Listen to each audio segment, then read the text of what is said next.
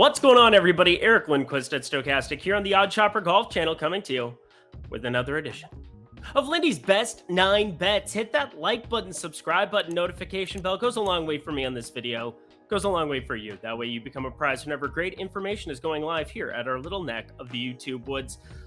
Last week was not good. It was wild because we've been on this insane heater. Again, 4 outrights in 6 weeks. That is not sustainable. It was never going to be sustainable. But when the one guy you're actively fading goes out and wins the damn golf tournament in Wyndham Clark, well, it's not going to be a great week. So we continue on our merry way. We're heading to the AT&T Byron Nelson, looking for a better week this week. But yeah, check out Bet365 too. It's only available in 4 states right now: Virginia, Ohio, New Jersey, and Colorado. If you live in one of those 4 states, just take advantage of this, because then you're going to be able to fire a lot of PGA bets with no risk, because you're just taking $1 and you're going to get $200 in bonus bets as soon as you bet that dollar. So head to the link below, deposit $10 or more, fire it up. $1 on anything, get yourself $200 in bonus bets to utilize in the PGA streets here on the Odd Chopper Golf channel. I've also got MLB Lindy's leans, likes, and locks going, NBA leans, likes, and locks going, so you can check those out on the Odd Chopper channel. Happy to help you with whatever. And hey, hit me up on Twitter at Eric Lindquist if you have any questions. Happy to help you there. And Bet365 only if you're 21 and over. And if you have a gambling problem, please call 1-800-GAMBLER. Alrighty, y'all. Per usual, we got this lovely, hang on, we got to start here. Lovely scorecard going 1 through 9 right there. We got producer Alicia on hand. Excited for this one, actually. It's a terrible field. No good, very bad field, except for Scottie Scheffler. He's very good at golf. And a couple of other guys. Oh boy, it's going to be a fun one. Looking forward to it. Let's get to the picks. After a couple of weeks where we were super spoiled, we head to TPC Craig Ranch, just outside of Dallas here. Sunghoon Kang's home golf course, for anybody who cares. I don't think you do. But either way, TPC Craig Ranch going to be a great spot for birdies. That's for sure. We've seen 25 and 26 under as the W's here recently. There is a par 5 that has shifted. Number 12, I believe it is, that has shifted from a par 5 to a par 4. So scoring maybe a little bit less apt there, but don't really care. I think we're going to have a lot of birdies made. And so, well, bogey avoidance, not necessarily a thing on my card. KH Lee, 2-time defending champion here, so he's not on the card at any point here. If he wins, good job, good effort. Thanks for coming. Have a great week, Eric. So similar to Wyndham Clark being the absolute chalk of chalk, which I didn't mind in terms of a bet. Felt all right about it there. KH Lee going to be a huge, he's going to be an absent dude from this card. If he wins 3 in a row, my God. But we start off with hole number 1. Wanted to give you a little preface here of what I'm looking at. And, well, let's just look at recent strength and recent play. And there's nobody in this field outside of Scottie Scheffler, of course, that's as good as Tyrrell Hatton. And we kick off the matchups with him as a slight favorite, just a very slight favorite over Jason Day. And I'm a little bit confused by this one, if you ask me. We saw Jason Day miss the cut at the Wells Fargo Championship. We also saw him with vertigo at the Masters. Shot 74-80 over the weekend. Kind of alluded to, I didn't know what we were going to get at the Wells Fargo. You know what we got? Some absent ball striking. Not the sharpest with the putter. Everything across the board. Not in shambles by any means, but a little bit different than what you'd expect from one Jason Day, because, well, he was playing so good at the beginning of the season. Now, he did gain 2 strokes with the putter, so I mean, that's a plus. But 2 with the irons, he lost a little bit with the around the green game too. And that's typically not what you get with Jason Day. Not very sharp coming back into tournament form. And you know who's just been sharp, it seems like all season long, except for one time when I bet him at a short number at San Antonio. Yep, it's Tyrrell Hatton on the other side of this one. He's going to be threaded throughout this card, so just get your popcorn ready. The Wells Fargo, he was awesome. 11.4 strokes gained tee to green, 5.7 with the approach, 4 around the green. Everything you could possibly want, and now heading into a weak field, this is a great spot for him to go toe-to-toe with Scottie Scheffler. I think they're both the class of this field. I don't really think it's even debatable there. You get Hideki Matsuyama, Tom Kim. They're pretty good players too. KH Lee has great course history. But overall, Tyrrell Hatton, I think this is a great bet. Jason Day, show it to me sooner rather than later. And Tyrrell Hatton, yeah, I know that he missed the cut in San Antonio as the apocalypse, and it wasn't a whole lot of fun. But otherwise, a T3 at the Wells Fargo last week, T19 at RBC Heritage, an elevated event. 34th at the Masters, nothing good there, but a second at the Players Championship, 4th at API, or a T4 at API, T6 at Waste Management Phoenix. It's incredible what we've seen out of him this season. So, number one, wanted to set up all his accolades because guess what? We're going to talk about him a lot. Tyrrell Hatton, going to start it off going up against Jason Day, minus 120, not big enough.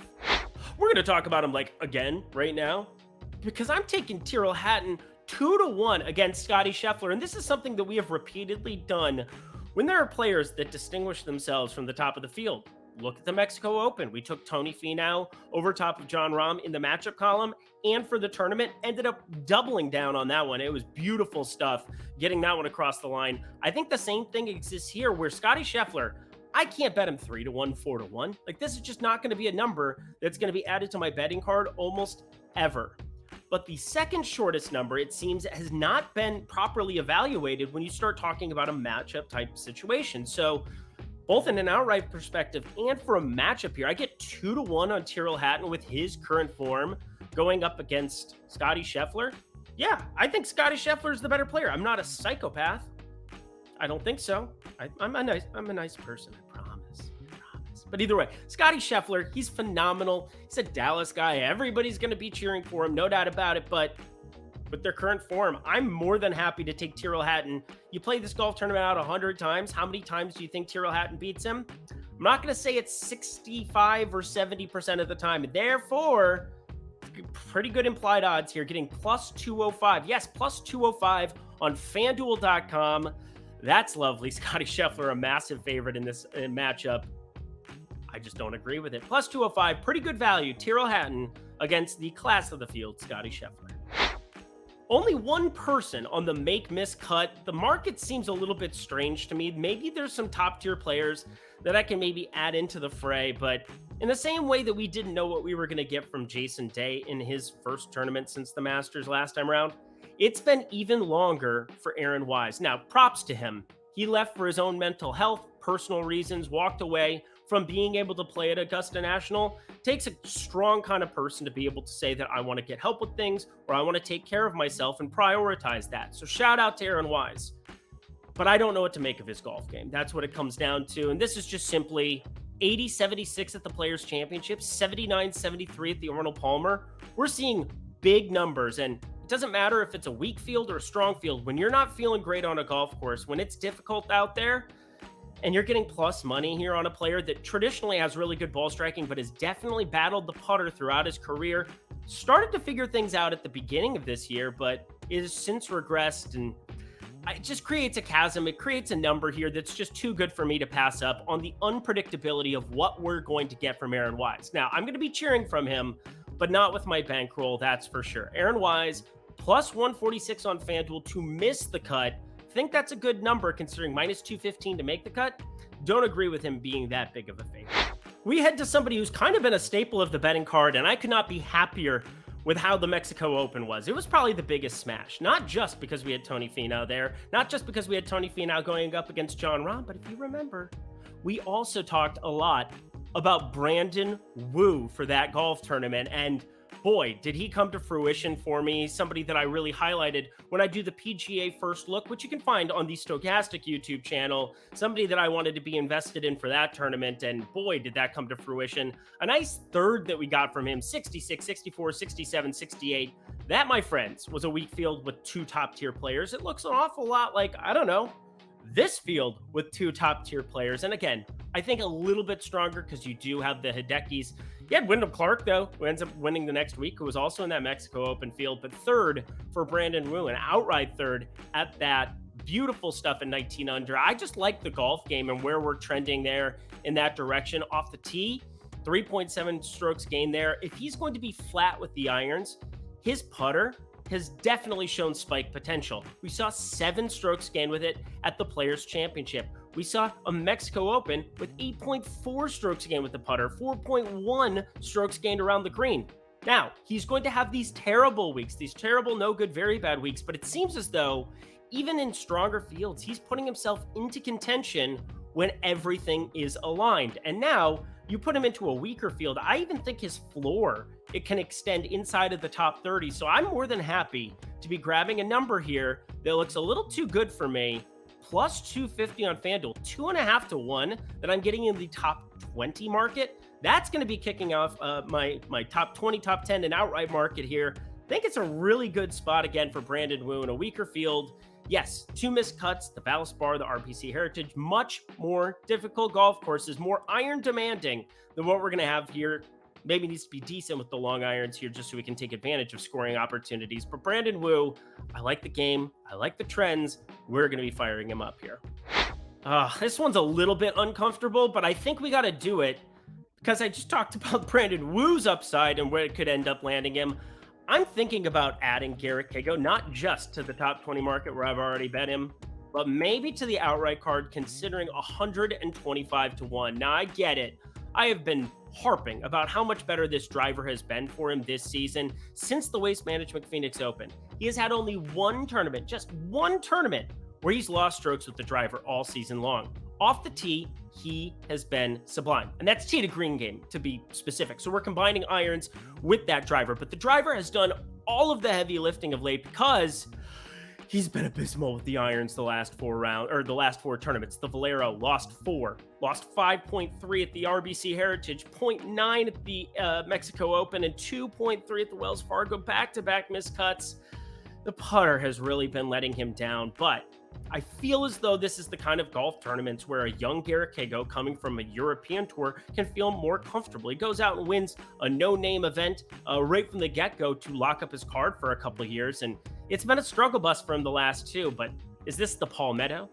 Is this the Palmetto? No. You have Scottie, Scheffler, Tyrrell Hatton, Hideki Matsuyama, KH Lee, 2-time defending champ. Lot of quality players in this one that were not at the Palmetto, that's for sure, but it sets up that kind of way where 22, 23, 24 under is going to be your target score. And I think that creates an opportunity for somebody who's more comfortable in those Euro style golf courses where it's not that demanding. It's flatter. There isn't a lot of penalty for, not putting yourself out of position with some of your iron shots into greens or specifically driver off the tee, which wouldn't matter because he's been awesome in that department. But Garrick Higgo, oh boy, I'm thinking about it, but I'm conservative here at the moment. Plus 360 at Caesars Sportsbook. Yes, pizza. Fire up Little Caesars, baby. Plus 360 Garrick Higgo to top 20.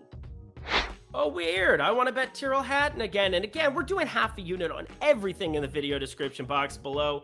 It's been working for us so far. I don't want to change anything. And plus, when you can win in these top 10 markets or when you have a big hunch like Tyrrell Hatton, I feel like this is the spike week we want to be invested in big time. I think he's going to take advantage of one of these weaker field events and put himself into top 2, top 3 category. Now, as long as he beats Scottie Scheffler, I'll live. But I would really like that in the top 5 and specifically the top 10 market where I'm getting 1.5 to 1. We're talking plus 150 over at Caesars. Again, pizza. Let's fire it up.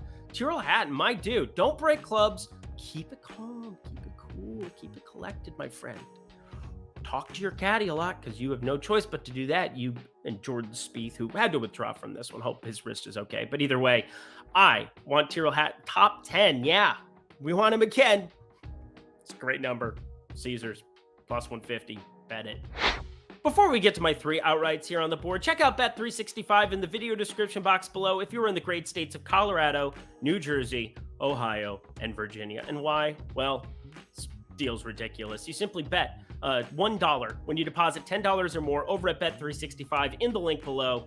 Get yourself $200 in ammunition. Yes, bonus bets, $200 that they're just begging you to try out their product. So let's take advantage of that. Take advantage when sportsbooks want to put money into your bankroll automatically. And the worst thing that could happen is that you deposit $10, you bet the 1, you lose all $211. Well, look at me doing that. $210 total, $200 in bonus bets, the 10 that you deposit. It's the absolute worst thing that can happen. If you never want to play at Bet365 again, awesome. That's great. But they've had amazing home run numbers over there. Probably the best home run board out of any sports book that I've come across. I wish I lived in Colorado, New Jersey, Ohio, Virginia, simply for that. Simply because I know I'd have more money in my pocket from that. So check out MLB Lindy's Leans, Likes, and Locks. Been running super hot in the home run department there. And Couple it with Bet365 only if you're 21 and over. And if you have a gambling problem, please call 1-800-GAMBLER. Alrighty, y'all, let's get to the outright market. Just 3 on the card as of right now. Might add more later. If I do, check out at Eric Lindquist on Twitter. I'll be happy to post my card. Alrighty, let's just get it done with. I mean, Tyrrell Hatton's obviously on the card. I understand that he's the second shortest number that we have in the marketplace, but it is more than deserved and simple. Just like with Tony Finau, sometimes the play that looks shorter, or we want to take some of these longer shots, his form has been too good for me to pass up at this kind of a number. So we're just going to do it amongst this field. 8th in strokes gained off the tee, 15th strokes gained approach, 8th strokes gained putter, tee to green, overall 4th. Just elite stuff. Lots of top 10s and much better fields than what we got here. That's for darn sure. So 6th Wave Management, 4th Arnold Palmer, 2nd Players, 3rd Wells Fargo. Can we go from the 6, 4, 3, 2 to 1? That would be great by me. Now, I've got 2 other plays that I would prefer hit because it's the same amount and larger numbers, but Tyrrell Hatton, I get it. Not fun to be adding it, but it's better than going 3 to 1 and trying to build around a Scottie Scheffler betting card. That's for sure. So he's kicking it off for me. 13 to 1 on FanDuel.com. In fact, every outright for me, only at FanDuel.com right now. The best numbers I have found.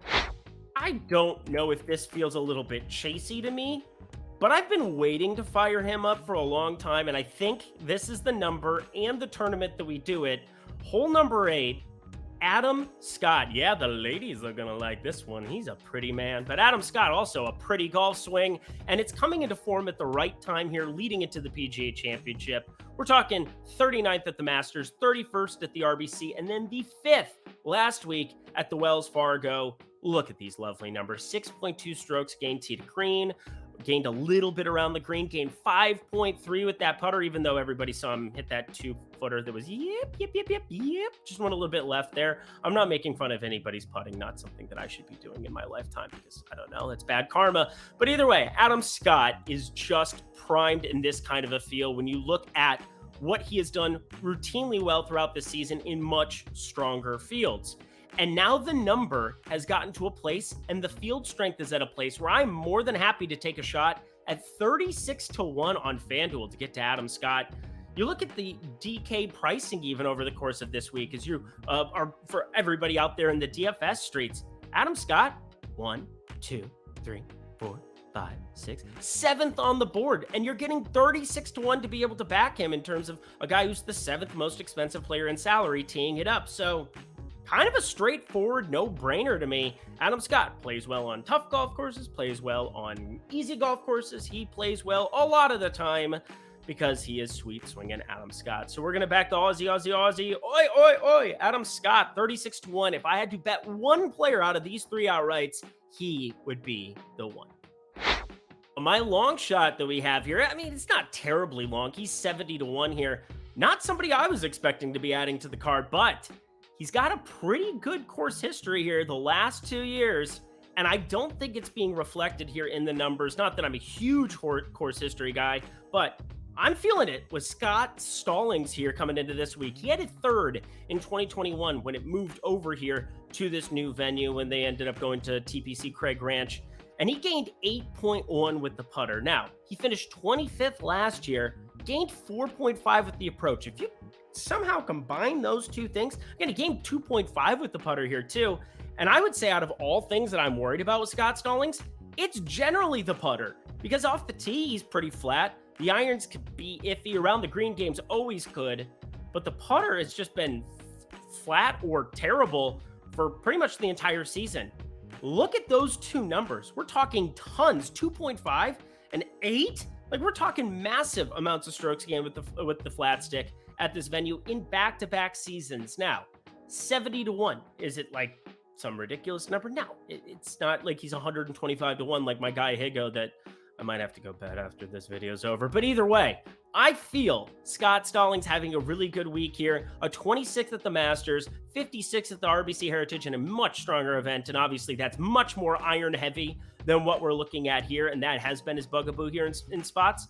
But 15th at the AT&T Pebble Beach, 23rd at the Waste Management Phoenix Open. He spikes upside, and it all comes down to, are his irons just flat? Can we get some flat iron play here for Scott Stallings? If we do, the around the green game. And if it turns into a putting contest based on his 2-year sample size here, feel like he's a really good shot to be taking. So my longest on the card as of right now, 70-1, Scott Stallings to win on FanDuel Sportsbook. And that does it for another edition of Lindy's Best 9 Bets. Head to that comment section below. Let me know your favorite bets for the AT&T Byron Nelson. Looking forward to this week a little bit more than I think I should. I mean, I'm going to be fading KH Lee and Scottie Scheffler, like the guy who wins every tournament and the guy who's won this tournament back-to-back times. Should be a lot of fun, but not as much fun as guaranteeing yourself a win by checking out Bet365 if you live in Colorado, New Jersey, Ohio, and Virginia. There's also other great stuff. We have Odd Chopper signups below. We have so many other sports books at your disposal in the video description box below. Check them all out on your way out. Alrighty, y'all. Next week, PGA Championship time, majors. Oh, darling, please give us a good betting board, please. I think this one's actually pretty good as long as you're fading a couple of pieces here and there. But until next week, I'm Eric Lindquist. Best of luck in Dallas this weekend.